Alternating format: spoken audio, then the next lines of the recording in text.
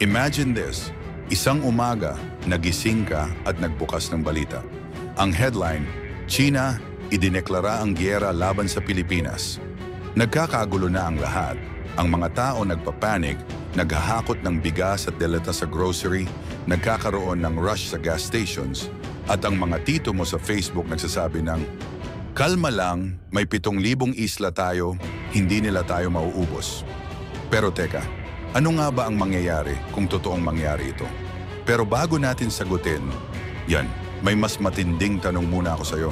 Kung bibigyan kita ng 2 pagpipilian, kakain ka ba ng isang ipis o lalaban ka sa giyera? Isipin mong mabuti.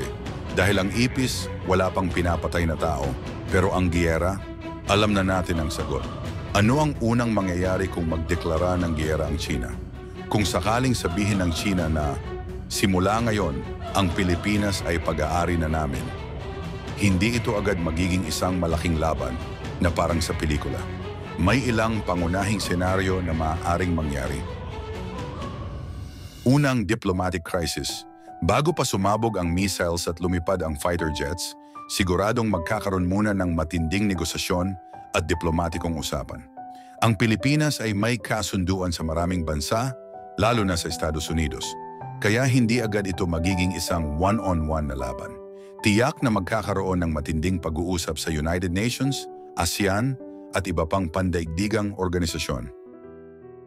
Second, military standoff. Kung hindi gumana ang diplomatikong usapan, dito na papasok ang military standoff.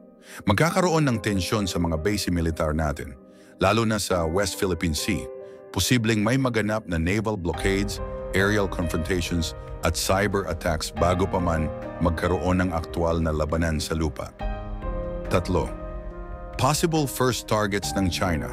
Kung tuluyang sumiklab ang giyera, ang unang babanatan ng China ay ang ating military bases, communication hubs at energy sources. Malamang na targetin nila ang mga lugar tulad ng Subic Bay, Clark Air Base at iba pang strategic locations.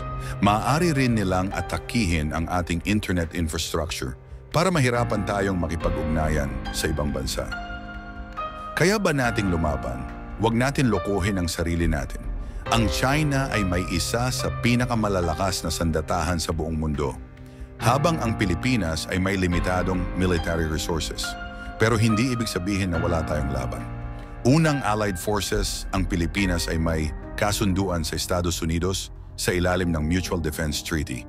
Ibig sabihin, kung may bansang umatake sa atin, obligado ang Amerika na tulungan tayo. Maliban sa Amerika, maaari rin tayong makatanggap ng suporta mula sa Japan, Australia, at iba pang kaalyadong bansa. Dalawang guerrilla warfare. Kahit na mas malakas ang China sa teknolohiya at armas, hindi ibig sabihin na madali nilang masakop ang Pilipinas. Tandaan natin ang kasaysayan, hindi lang ito unang beses na may nagtangkang sakupin tayo. Noong ikalawang digmaang pandaigdig, ginamit ng mga Pilipino ang guerrilla warfare laban sa mga Hapon. Kung sakaling dumating sa puntong may foreign occupation, malamang na may mga grupong lalaban sa likod ng mga kalaban gamit ang hit-and-run tactics. The spirit of the Filipino people. Sa dami ng pinagdaanan natin bilang bansa, mula sa pananakop ng Espanya, Hapon at Amerika, hanggang sa martial law at EDSA revolutions, isang bagay ang sigurado. Hindi tayo madaling magpapatalo. Kahit anong mangyari, palaban ang Pilipino. At kung hindi sapat ang bala at missiles natin, siguradong ipapadala natin ang ultimate secret weapon natin, mga tita at tito sa Facebook na handang makipagdebate sa mga troll. Ano ang dapat mong gawin kung mangyari ito? Kung sakaling biglang sumiklab ang giyera, ito ang ilang dapat mong tandaan. Manatiling kalmado. Huwag agad maniwala sa fake news. Makinig lamang sa opisyal na balita mula sa gobyerno at credible news sources. Maghanda ng emergency kit. Dapat may stock kang pagkain, tubig, first aid kit, at importanteng dokumento sa isang ligtas na lugar. Alamin ang evacuation routes. Siguraduhin mong alam mo kung saan may ligtas na lugar sakaling kailangang lumikas. Makinig sa utos ng gobyerno. Kung kailangan ng evacuation o curfew, sumunod para sa iyong kaligtasan. Maging alerto sa cyber attacks. Sa panahon ngayon, maaring unang targetin ng mga kalaban ang ating communication at information networks. Game ka ba? Ngayon ang tanong, kung sakaling dumating sa puntong ito, ano ang mas pipiliin mo? Sumali sa depensa ng bansa o kumain ng isang malutong na ipis?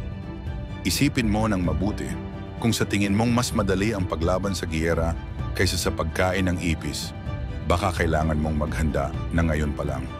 Comment mo ang sagot mo at ishare ang video na ito para malaman natin kung sino ang tunay na matapang.